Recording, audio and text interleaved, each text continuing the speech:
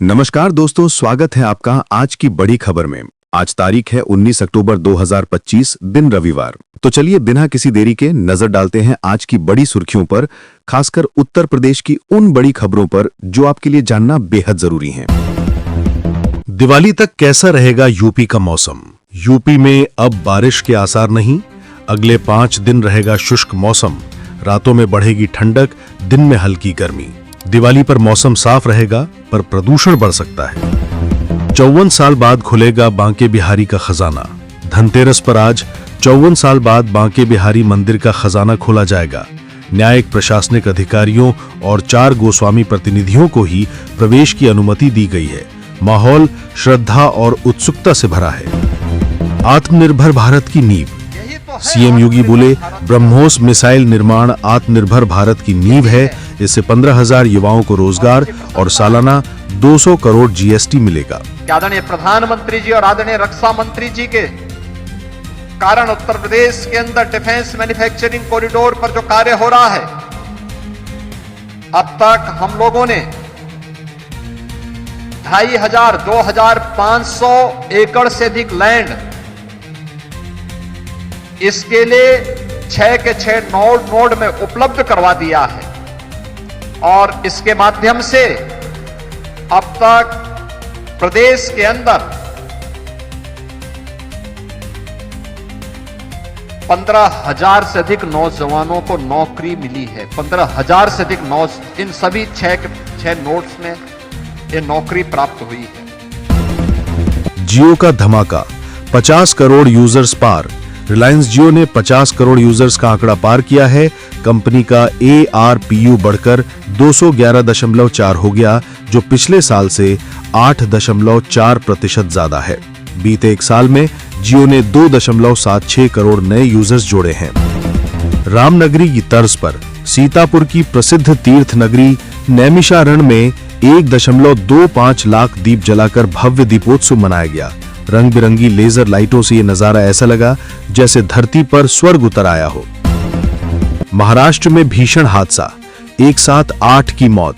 महाराष्ट्र के नंदुरबार जिले में श्रद्धालुओं से भरी एक पिकअप गाड़ी चांदसैली घाट में अनियंत्रित होकर पलट गई।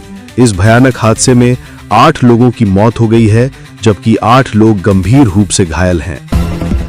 सीएम योगी ने शांति और कानून व्यवस्था बनाए रखने के लिए अधिकारियों को सख्त निर्देश दिए हैं। उन्होंने कहा कि सभी अधिकारी फील्ड में उतरें और बाजारों में पुलिस गश्त व ड्रोन से निगरानी की जाए। लापरवाही करने वालों पर सख्त कार्रवाई होगी। दिवाली से पहले धनतेरस पर उत्तर प्रदेश के बाजारों में जमकर खरीदारी हुई।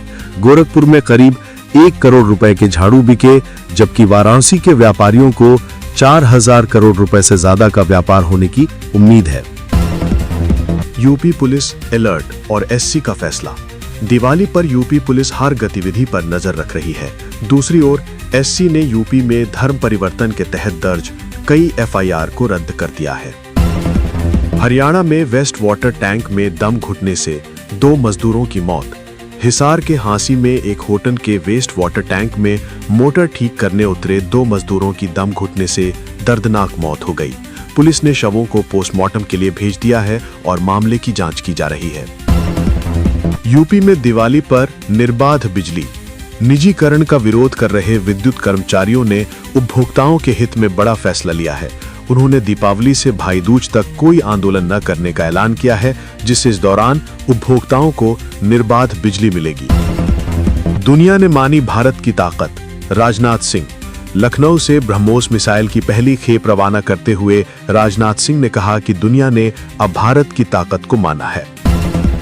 बढ़ती प्रतिस्पर्धा के बीच जेप्टो ने लागत में कटौती करने के लिए सितंबर में लगभग 300 कर्मचारियों की छंटनी की है। इस साल की शुरुआत से अब तक कंपनी कुल 1,000 कर्मचारियों को नौकरी से निकाल चुकी है, जिनमें ज्यादातर कस्टमर केयर टीम से थे। 38 साल बाद दास अंकल की आखिरी घंटी। बेंगलुरु के बिशप कॉटन स्कूल में 38 साल तक घंटी बजाने वाले दास अंकल ने भावुक विदाई ली। दशकों से वो स्कूल की धड़कन रहे। उनके घंटी बजाने के अंतिम वीडियो को सोशल मीडिया पर खूब पसंद किया जा रहा है। सस्ती चीजें दिवाली बाद भी मिलेंगी। वित्त मंत्री निर्मला सीतारमण ने कहा है कि जीएसटी कटौती का असर त्योहारी सीजन के बाद भी जारी रहेगा। शख्स ने एक साथ की 2 बेस्ट फ्रेंड से शादी। कर्नाटक के चित्रदुर्ग में एक शख्स ने एक ही मंडप पर 2 बेस्ट फ्रेंड से शादी कर ली। तीनों परिवार भी शामिल थे। एससी ने यूपी में धर्म परिवर्तन की कई एफआईआर की रद्द। सुप्रीम कोर्ट ने यूपी के फतेहपुर में सामूहिक धर्मांतरण के कथित मामले में दर्ज कई एफआईआर को रद्द कर दिया है। कोर्ट ने कहा कि आपराधिक कानून निर्दोष नागरिकों को परेशान करने का साधन नहीं हो सकता। भारत में दिवाली बोनस की शुरुआत।